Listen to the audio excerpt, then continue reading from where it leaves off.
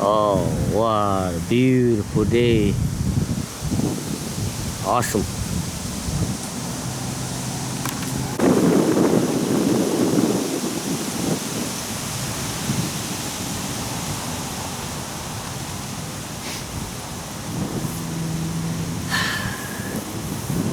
Hey, what's up, YouTube?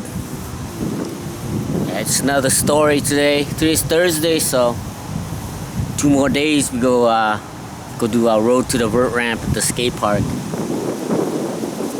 So today's video I want to talk about a skate park, you know. It's gonna rant about it in my own opinions, you know. Of course everybody has different opinions about different things, but you know, today I was gonna go do my night skating over there, but I feel like for now, if I just go to the skate park once a week and just do a little bit bike riding here and there, and just little things, you know, not to push too much. Hopefully I can skate, go back to skating in the daytime. I mean, not day, but weekdays, and you know, work on my muscle and everything. But you know, in life, there's no especially when you get older, you know, like me, I'm 54, so there's not really any like set routine, you know, where someone could do something and you can follow that. I mean, there's a lot of trial and errors, you know, but for me, I think I've been trying to skate Tuesday and Thursday and then go to the skate park on Saturday, but I feel like when I go to the skate park on Saturday, I'm like sore for 3-4 days, you know, and not even that, I'm not even doing as much as that I want, and I'm still like sore. I feel like riding around here is pretty good, but it's not really advancing my my skateboard. I don't know if you call it skills or whatever, you know, but so I'm gonna try it out. We're just gonna go once a week and see what happens. And I'm really excited because you know, I moved here in March, like March 23rd or 25th or something like that. I've been trying to like skate the driveway here, you know, skate the driveway here. I remember being super scared just to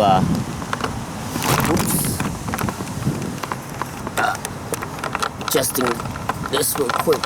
Hold on. Oh shit. Okay, here you go. I remember here just riding the driveway here was like scared to go down this little hill. Just on the street, it's kind of rough. And then, you know, like a month and a half ago I cracked my ribs, so that didn't help, and I was scared for a little bit of that.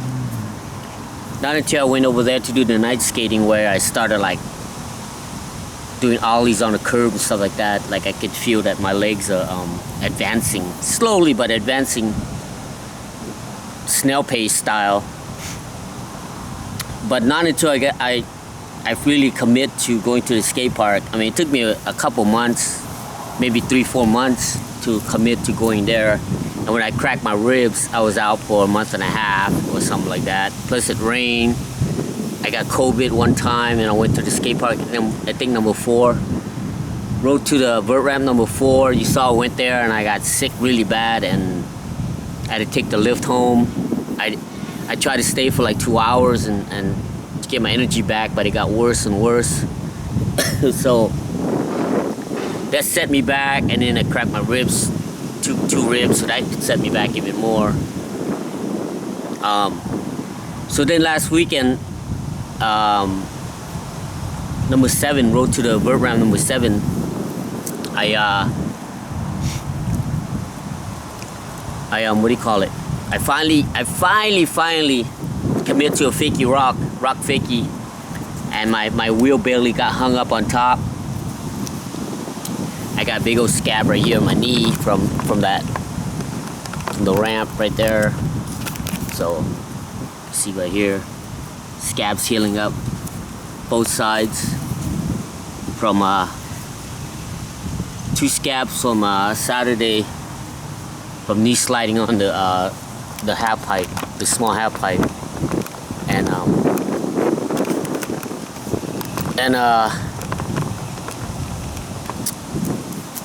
but I was scared, man. I was so scared, like, you know, that's the number 7th time I went there, and you know, I went there and just to, in my mind, 100%, I know how to get to the skate park. I mean, not to skate park. I know how to get to the top of the coping and down, but because my legs were so weak and jelly that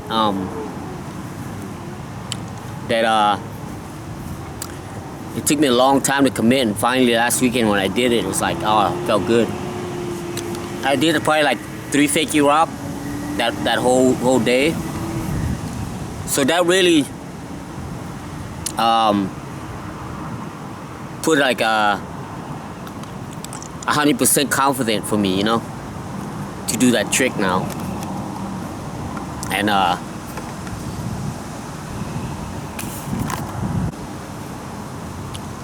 like, yeah, 2 more days, and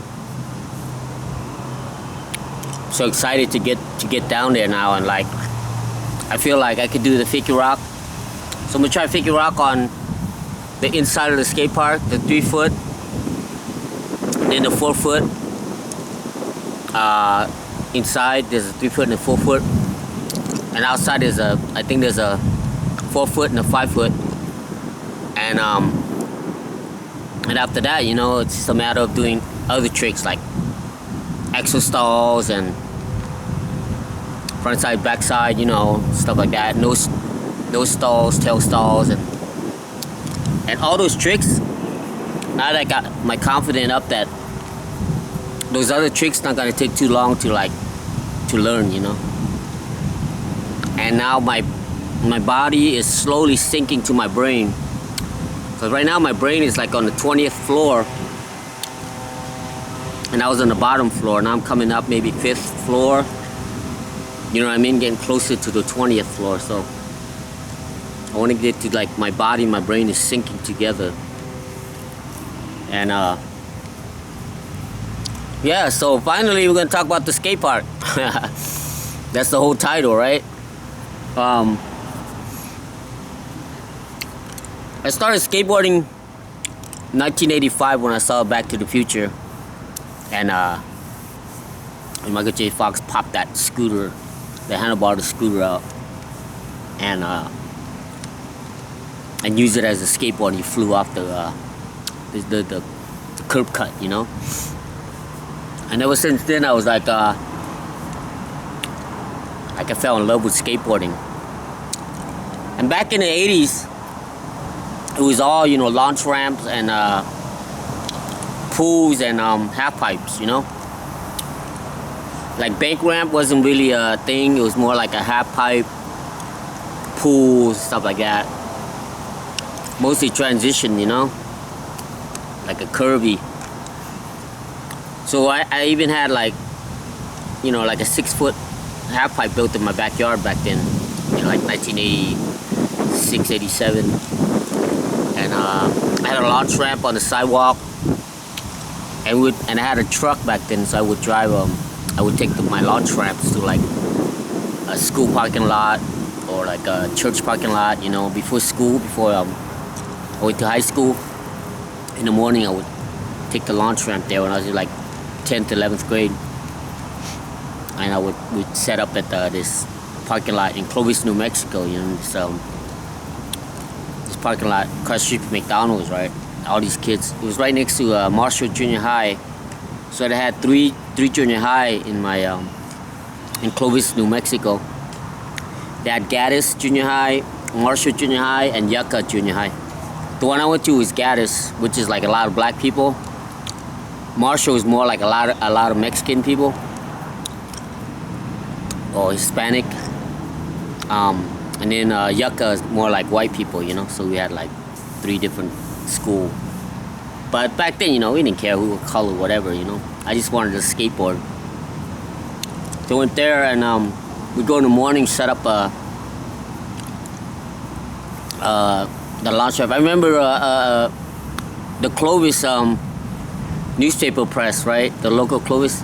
I remember they took a picture of me. I was doing a method air off the launch ramp. You know, my lips were also like this. This is funny. Yeah, I wish I had that, but I don't have it. I remember seeing it, but when you're young, you know, you didn't really care too much. When you get older, you're like, oh man, I wish I had this or that, but that's how it is when you're younger, you know? You don't worry too much. Well, I did. I didn't worry too much about fame and fortune, you know? I just did skateboarding for the fun of it. So yeah, there's not that many skate parks. We didn't have a skate park in Clovis, New Mexico when I grew up. We'd have to go to Lubbock, Texas. They had this thing called Skate Night, where they set up like a roller skating rink, and they have a bunch of skateboard ramps, you know, on the side, like they have wheels on the side of it, and they would they have a little hallway when you go out of the skating rink, and they would stash it right there. And then on Wednesday night, from like, I think from 6 o'clock to 10 or something like that, or to 9, I don't know how long it was. You know, I was in 10th, 11th grade. Me and my friends, you know, I was the only one old enough to have a truck and driver's license, so we would drive there and to the skating rink. And we thought we were badass, right? Because we were all into like Pau Peralta, and we watched like, you know, what is it, Bandis and Search for Animal Chin and all that shit. And so most of us were like street skaters, right? One guy, his name is Cody. He was like a transition rider, because his grandpa built him a half pipe in his backyard. I mean, inside of his house.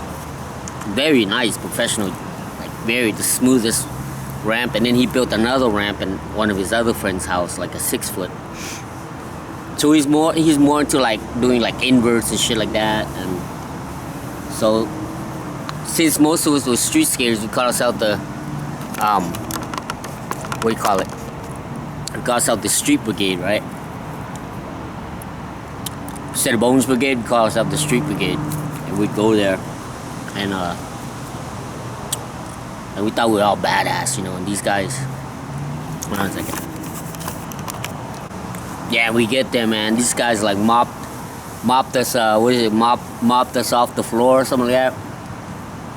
This one guy was doing like we're doing like a lot of early grab off the launch ramps, and he would do like big ass early grab stealthfish. Like his head was almost hitting the ceiling, and we were just ignorant, you know what I mean? From a small town, we thought we were badass, but damn, man, those guys, they killed it. Whether they're doing like inverts or, you know, doing freestyle tricks, or either that or they do, every trick they did was like triple the height that we could do. I mean, but there was this guy named Gary. He was like the best launch ramp that we had. And then we had the Cody, he'd ride like a half pipe. And then I have me, just whatever, you know. And then this other guy named Richard, he'd do a lot of flatland. So we had like a, you know, whatever, but saw that, and it's just, and we just met, you know, like met friends and stuff, you know, naturally, just by going there. Every Wednesday we'd meet like different people. It was cool, you know. At first we were like enemies, right? Like almost like a breakdancing like battle, or it's almost like a battle, but a friendly battle, you know. And we'd come back to Clovis and be all hyped up, and we try to practice the tricks on the launch ramps and all that shit, so we could like try to get to the, just like right now, just do like street league, right? Street league or Rockstar or Red Bull or Monster contest, or to do whatever, right? But there is no camera, no you know what I mean? No crowd, no cameras, no sponsorship, nothing. You know, we do it all for fun, and you know, all the money we had was our own money, right? So we did it, and it was just for pure internal, you know, satisfaction. It was awesome. Yeah, there's no skate parks, I don't think, that I can remember back then. That was it. That was the skate night. And then we had a launch ramp. We had my backyard ramp and that guy Cody's ramp. And this other guy named I think his name Brian or something. I remember in one of the yearbook, you had that guy Cody. He was just doing a posing invert on top of the on the deck.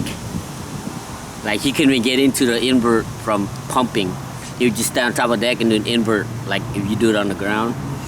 And this girl named Becky, she was doing the yearbook press, so she took a picture of him doing that thing.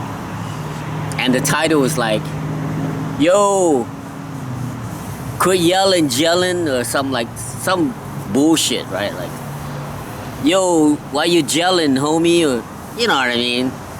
And we had a ramp, spray paint like locals only, and it was all that gimmick shit, 80s shit, you know. But it was all fun and game, you know. It was awesome. And we, you know, nobody pointed him out. Like, if that was now, you'd be like, "Oh, you fucking post that shit on Instagram, calling somebody out, or saying, 'Oh, you didn't pull that shit. That was just posing. That was just a posing like on top of the deck.'" And so I guess with all the social media now, it's just a lot of drama, you know, more dramas, because that's what people want to see, you know, just drama shit. I mean, you see it all the time. All the negative videos, always like way more. And a lot of these guys are capitalizing on it, you know, trying to get the clickbait and get the you know, trying to like. I mean, you know, some people don't give a shit, man. They just want to make money, you know, off the internet. You see it all the time. It's like, what's wrong with that, you know? What's wrong with skating for Rockstar or Red Bull or Monster? Well, like, I wouldn't skate for them, even they gave me $200,000. Because sometimes, you know, in life, man, you go through life as, you know, your morals, right? You gotta have some kind of morals, man. Otherwise, the chaos and the dark side and everything will get to you, man. It'll eat you up. I mean, you know, you could tell, like, if you hang out with somebody that lie a lot, they lie so much that lying and reality becomes, you know, it becomes like faded, so it becomes in one, so they can't even tell. Some people lie just for the hell of it, just because, why not? I don't know. But it's very hard to keep that straight and narrow path, you know, to keep the morals, keep yourself sane and morals and what's right and wrong, especially, you know, when a lot of times you could get tempted by, you know, especially money, right? You get yourself caught into like a lot of debt, and it's like, you know, you sign yourself to the devil, you know. I know the video's going all over the place, but bear with me. Yeah, so when I was in Clovis, so I started 85. I'm thinking if there's any skate park. I mean, now they have a skate park in Clovis. That's what my friend told me. But I don't know, I could be wrong, but that was one of my goals, you know, to go live in like a small town, going back to Clovis. It's only about probably 40,000. It used to be 30,000 when I lived there in 85. Might be 40,000 or 50,000 now, who knows? But you know, I mean, I would just picture myself just living like, you know, whatever, and just going out, skating down to the skate park and just skating around town, because, you know, it's a small town, so you just skate around town, you know, you don't need a car or a bike or anything like that. That'd be sick. And to see, like, you know, people, for me, like, Clovis is I feel like that's why I was, my childhood, you know, because I went there from 6th grade until 11th grade. So that's pretty much, you know, from I was my teenagers, you know, my teenage years. So I was what, 13. So 13 to 17, right? 6, 7, 8, 9, 10, 11. Right? So 84 I was there, so 13, and I left at 89, so I was 18. Yeah, 13 to 18, 5 years. So I feel like my teenage years are spent there, and a lot of friends that I met, you know, that I spent time with is there. So a lot of them still live there. They don't skate or anything, but it'd be nice to just see, like, because sometimes I dream of them, you know.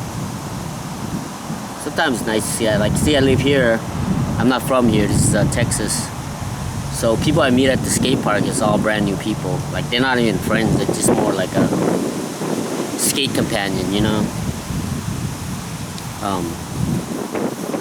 Anyway, so 1989, because, you know, I started skateboarding, I always wanted to go to California. So 1989, I moved from New Mexico to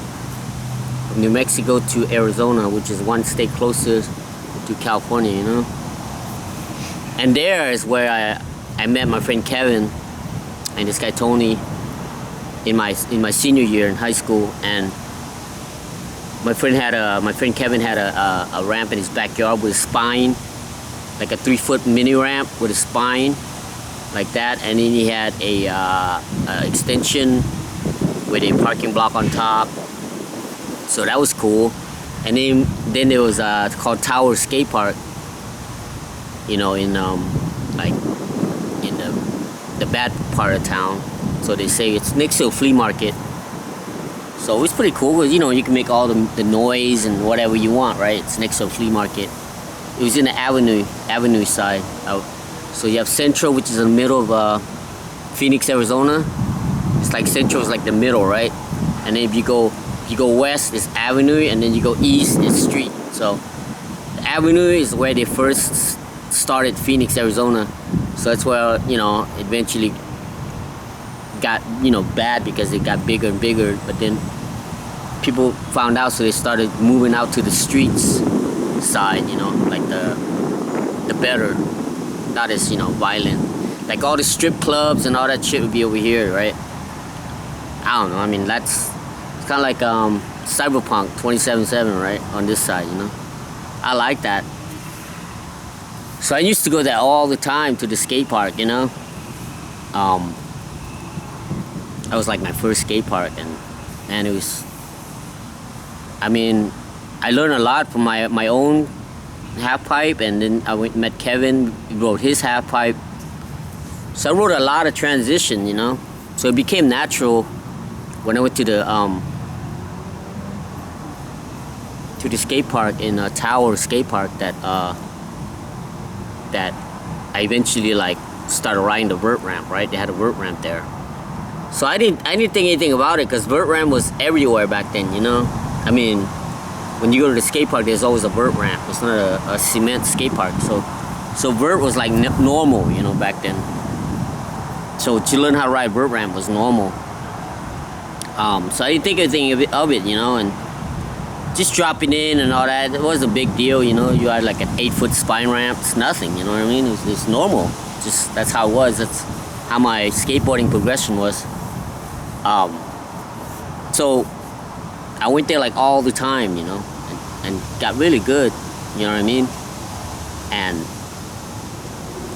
And then after that, when I moved to California and everything, I met my friend Mario. He had like a 4-foot mini ramp with a foot extension in his backyard.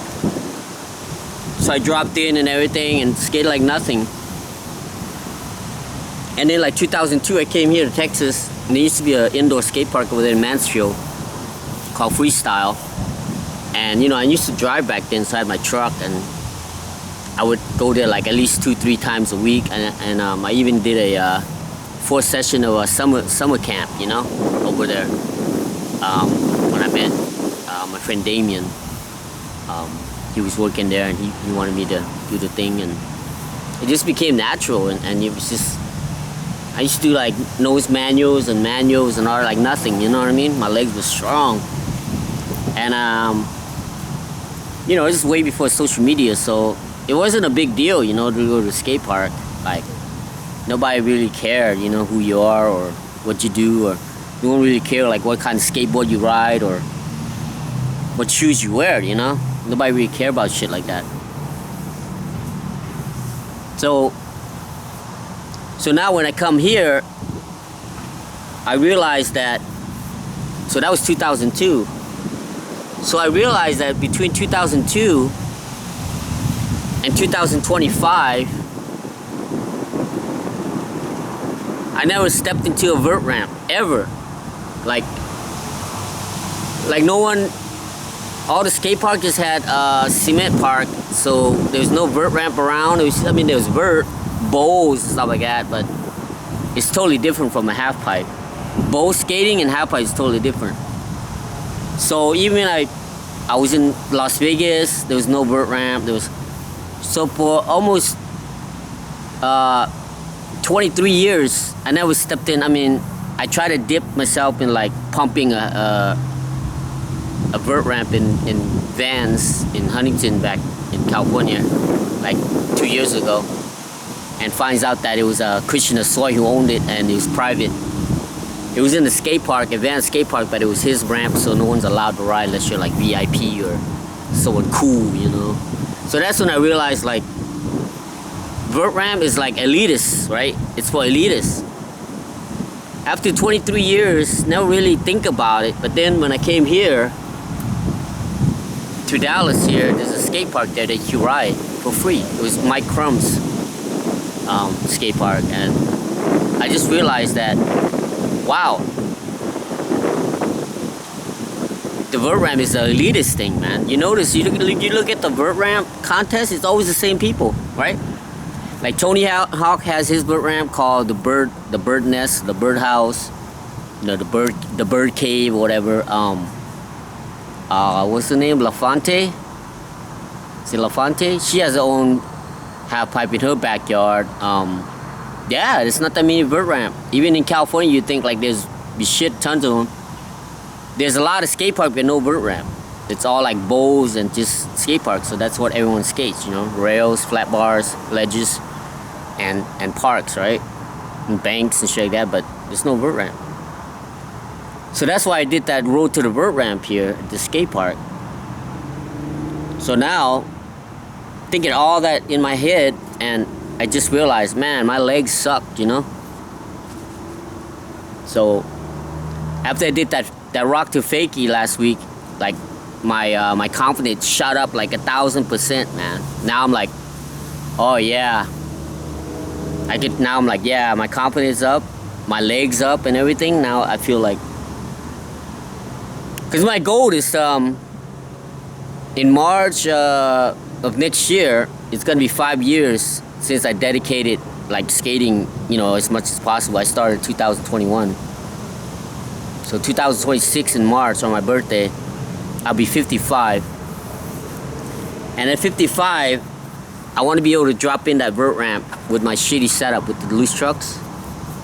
Yeah, you know, I got 2 comments. One says I was gonna get cooked, and then another one says I was gonna get smoked. Well, you know what I mean? Those are like the cool words these days, right? You're gonna get cooked. You see that, right? Oh, he's cooked. He got smoked. You know what I mean? So when I think of that, I think of like Mortal Kombat, right? I'm thinking like smoked, right? Getting smoked and shit. Mortal Kombat. But hey, you know what? That's just part of the challenge. I get smoked, I get cooked. That's just part of it. But after I did those fakie rocks, I was like, rock fakie, I was like, ah, man, I got this shit now. You know what I mean? Like, it's cool, you know? So anyway, so now that you hear the backdrop of my, you know, I'm trying to give a backdrop of where I've been, what I did, and how my skateboarding changed, and how I lost everything, and you know, from not skateboarding and finding out that vert ramp is like a elitist thing where only a certain people can ride it because they didn't have access to it, right? So the whole video is to like now just, I mean, if people made it this far, but the whole thing is I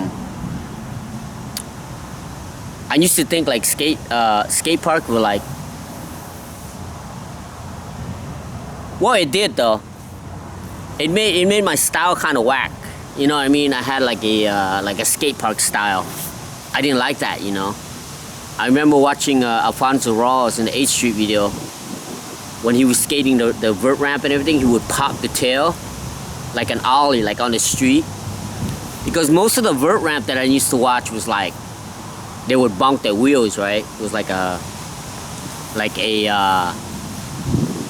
just using speed, you know? Like, style was kind of whack. So I didn't like that. So I kind of stayed away from the skate park because I didn't like that style. The way my skateboarding style was forming, you know? Like I would go up and, I don't know, I would like stand doing like a badass like backside tail to like shove it out or something. I would just do like a lip slide or something like that, and then I would go up to a quarter pipe and I would do like a blunt to fakie. And now I'm going fakie because I didn't know how to skate switch that good, so I would like switch around and go forward again, you know, and then do like kick turn, like vert shit, you know, transition shit. I didn't like that style. I wanted to like pop, you know what I mean? I want to like, you know, if I'm going switch, I want to like ollie, switch 180, pop around instead of like pivot around. You know what I mean? I want to get that solid pop, that it's all about style, you know? To me, skateboarding is all about style. It's the way, you know, the way you look doing any trick, you know? Make it look good. Make it look as good as possible. But because I made my trucks all fucked up, you know, it took me twice as long, or maybe 3 times, or maybe 5 times as long to even learn how to ride my board straight and down, you know, even pumping the ramp. It took me a while, like without getting all loopy, you know. But I made that choice. I want that solid style. So for a while, because I was looking at the skate park and I thought the thing was whack, so I was actually staying away from the skate park for a long time, you know, on purpose. I would build my own shit and just skate around my house, whatever. But then because those muscles I was using to do like rock fakie or axle stalls or backside tail slides and all that, or disasters, backside front sides, like backside boneless, stuff like landing into the transitions, you know, coming out, landing in, going in and out. My body wasn't used to that. I'm just because I'm skating flat, so I'm used to landing flat, and so I lost all those, you know, landing in a transition. Plus I got vertical when in 2014, so that kind of set me back a lot, you know. Like I was depressed a little bit because, you know, when you have vertical, you can't be like going up, you know, like a quarter pipe. I went to the skate park, I tried to go up, and it shot me back on my head, you know. That's why I wear my helmet now. It shot me back, landed on my head. So I was bummed for a long time, you know, like, oh man, is that it, you know? You know what I mean? Like, I can't skateboard no more. And just eventually, by every day, just training myself how to walk and all that. And it's still there. I mean, I walk up the stairs and I'll like land into the side of the wall or the rail, and my sister's like, what happened, you okay? You know, like a drunk person going up the stairs, you know? It happens once in a while. Like this morning, I went up there and it did that, so, or I'll walk and I'll hit my head on the wall and shit. But anyway, so, the thing was, so I was watching videos and I looked whacked on the skate park, you know, so I avoided it, you know what I mean? But now I'm back again. I'm thinking, now that I see the progression, that the skate park really is helping me with my skills, you know, like building my legs up and everything, especially my legs. You gotta have strong legs to skateboard. And I noticed by riding different obstacles, and you know, whether it's a bank, a drop off, a quarter pipe, or whatever, that is helping me. But now that I have a main focus of what I want, so now, like when I go to the skate park, I want to build on my legs, you know, by pumping and everything. So anyway, the whole point of the video is, I noticed, you know, there's videos that says like, you know, some people are like scared to go to the skate park because people are gonna make fun of them and stuff like that. But that's just normal, you know what I mean? Like that's just normal because you're a kid, you know, or a teenager or whatever. It's just normal to be self what do you call it, self, like when you judge yourself, you know, self-judgment. It's normal, you know. And so, you know, a lot of times when I go to the skate park, I just kick it, you know. Because what happened is,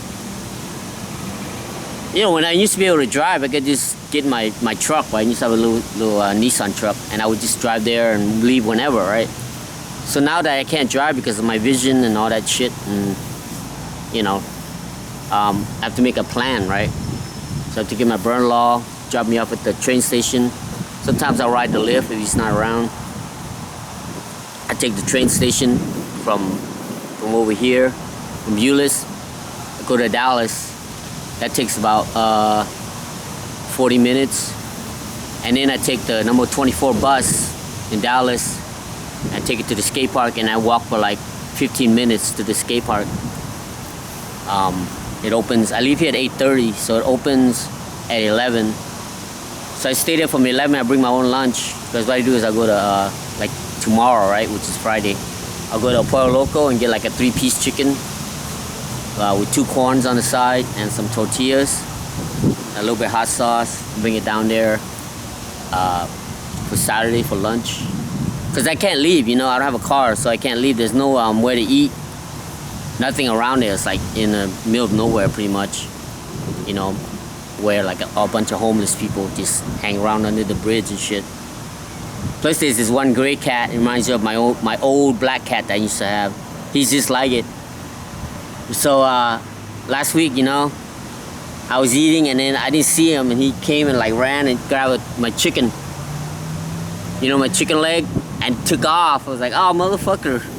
So I took it apart, you know, because they're not allowed to eat chicken bones, you know, it could choke them and shit. So, you know, I peeled off the chicken meat and everything, so now I give it to him. So now, like I feel like I have to, because I was thinking, man, I was gonna get some cat food, but now I know he likes the chicken. So now I get the 3-piece chicken, and we just go there, and when I see him, because he's usually roaming around inside the skate park, right? He goes in and out. So when I see him, we just kick it and eat lunch, and so he's like kind of like my friend, you know, like my friend hanging out. So it's kind of cool, you know, like having it, because you know I can't have a cat here because my sister doesn't like shit, you know. I don't blame her, you know what I mean? She just wants to go wherever she wants. She don't want to be babysitting anything, not even me, right? So yeah, the skate park thing, man, just it will advance you for sure, but there's good and bad sides to it, you know. If you skate too much at the skate park, like I said, like I did, right, in my younger years, and I didn't like that style. It was whack, man. It was like, you know what I mean? It wasn't solid. Because what happened is, you have quarter pipes and banks and everything. A lot of times, if you could skate, if you could drop in, hit the next bank or quarter pipes, and then hit the next middle piece or whatever, you just keep going, right? You know, like it's called flowing, right? So your calf, your leg calf, right here. See right here? See, it doesn't build, right? You get like flat calf, you know? Like if you push, you get like a big calf, right? Because I noticed that when I watch videos, I would see some people, a lot of videos where they're doing tricks at the skate park or wherever, and you see like their calves are really small. It's because they don't go out and ride in the street, you know, they don't push around. Plus my heel has been hurting. That's the reason why I actually, that vert ramp was an accidental. I didn't plan that. The vert ramp, I mean, I went there for the 10th anniversary, and then my heel hurts really bad, like I can't push, right? So I was thinking, I was like, oh man, you know, how can I skate without pushing? So then that skate park came to mind because they had a half pipe and a vert ramp. And that's how that vert ramp came along, you know? Yeah, it came along because of my heel. It hurts. you know, because what I love is I just love to push around in the street, right? But yeah, that came about accidentally because my heel hurts. Now I mix it up. I'll push, and then but a lot of times I'll use the quarter pipe and stuff like that, and mix it up, you know, to make sure that I have that street style, but at a skate park, you know, like that. You could tell. I mean, when you watch somebody just skate parks, they just use a lot of the speed and the transitions and the bank and everything. And when they ride, you could tell they're like skate park kid, you know. They'll do a lot of like ollie, 360 tail slide, 270 out and shit like that. And they'll wax the hell out of everything, right? The rail, the ledge, the quarter pipe. For me, I want that solid style, you know. I don't want that wax shit. I want to be going fast and like, if I want to do a backside tail, I want to do like going really fast and just hit it, and like you can feel you can see like when the ledge is really waxed, right? When somebody gets on it, they're just standing like they're surfing, right? Shh. But you really see somebody like in the older videos where when they hit a ledge or something, and they're like, you can see the legs like tense up, you know. You see all the veins popping out of the legs because they're like pushing, you know, like kind of like almost like when you watch a Bruce Lee movie, when he hits, you could, his forearms are like huge, right? So that's the style I want to keep in mind, you know. But being away from the skate park really hurt my skateboarding, you know. Being away from it really hurted it. Because here there's nothing to challenge, it's just flat ground, right? But there it's like, you know, if you fall, you're fucked, you know what I mean? So the skate park is mostly positive, you know what I mean? Mostly positive because, you know, you go there, you get to meet some people. Like last week I met like 6 or 7 people. Very nice, you know, very awesome. I mean, at first, you know, kind of whatever, but then when you're in the place and it's only you and the other person or the other person and this kid stuff, and this kid's having trouble, and then you give some advice to the kid, and then the kid is like, the dad sees it or the mom sees that, and then they're like, all the build up, right? The intense build up, just loosen up, you know what I mean? Like you don't need you know, some people say, oh, we need this as a conversation piece, right? Like people will buy like, I don't know, Tony Hawk 900 skateboard for $1 million. You know what I mean? Yeah, cool, right? Every Screen Rant or New York Post, all that, they're gonna make the story about it, right? Because it's $1 million. But then, like, the skateboarder, they don't give a shit, you know what I mean? Whatever. But they get that conversation piece, right? But when you go to the skate park, it's just naturally, right? It's just you riding the skateboard. You help out some people, some kids that don't know how to ride or don't know how to do certain tricks, or someone might give you some advice, or you can just straight up just hang out with a cat and eating some lunch. You know what I mean? Like, so I make an all day thing because I didn't finish the story. You know, it opens from 11 to 7, so I'm there like 9 hours. So I'm there, you know, for a long time. Hold on. Just want to say hi to my neighbor over there. He's only 41 years old. He lost his wife like a month and a half ago. She had like I guess she worked at a bar and stuff. She drank a lot, you know. I mean, so she delivers whatever, cirrhosis to the liver or whatever. You know, that's how it is. I mean, like my dad, he drank for a long time, you know, till like 60s. So, but then he finally quit drinking and smoking, and he got like lung cancer, you know. And he lasted like what, 3 years, 4 years. That's how life is, man. Anyway, so I went to talk to him. So told him, because I lost my wife too at this year, in January 29th she passed away. But but now it feels weird to have all this time, right? So now I want to focus my time on something positive, something I really want to do, which is get back my skills of skateboarding. So yeah, man, the skate park, like I said, there's good and bad, but you just gotta for sure it helps you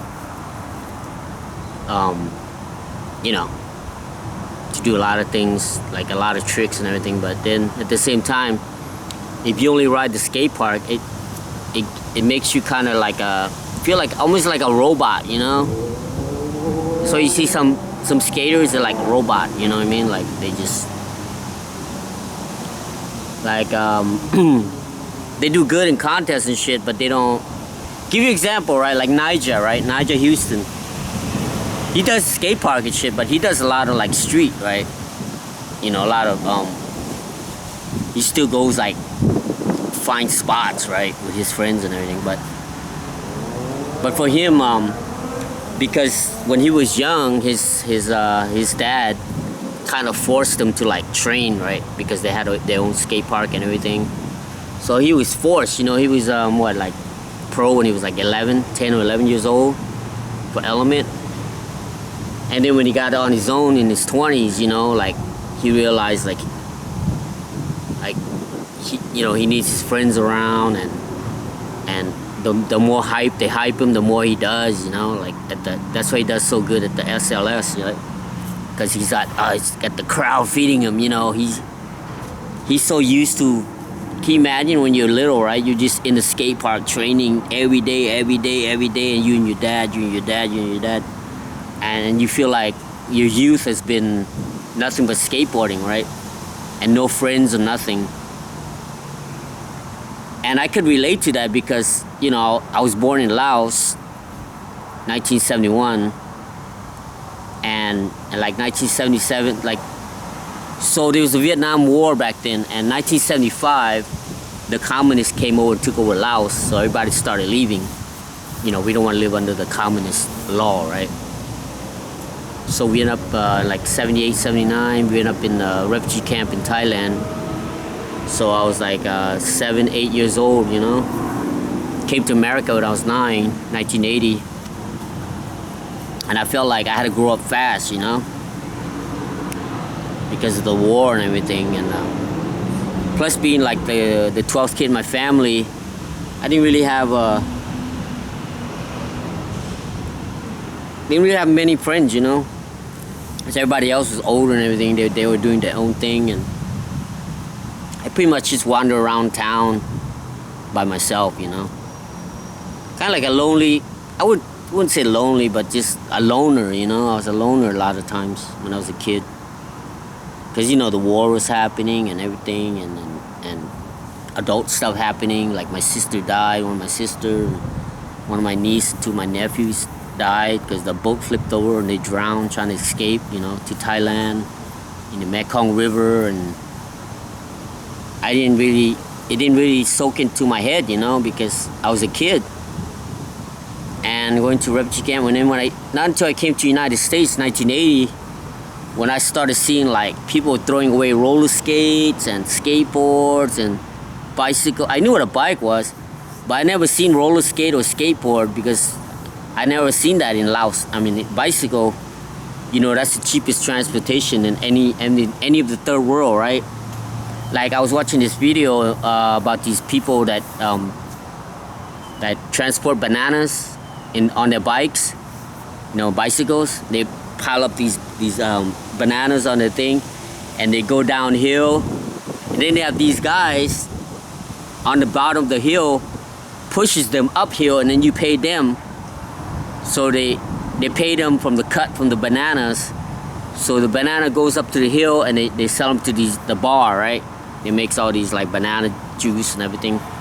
So they get money for selling bananas to them, but they still lose a cut from people pushing the bananas, helping him push the banana bike up the hill, right?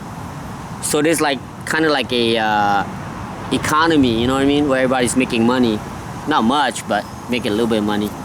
So every every country in the world pretty much know what a bicycle is.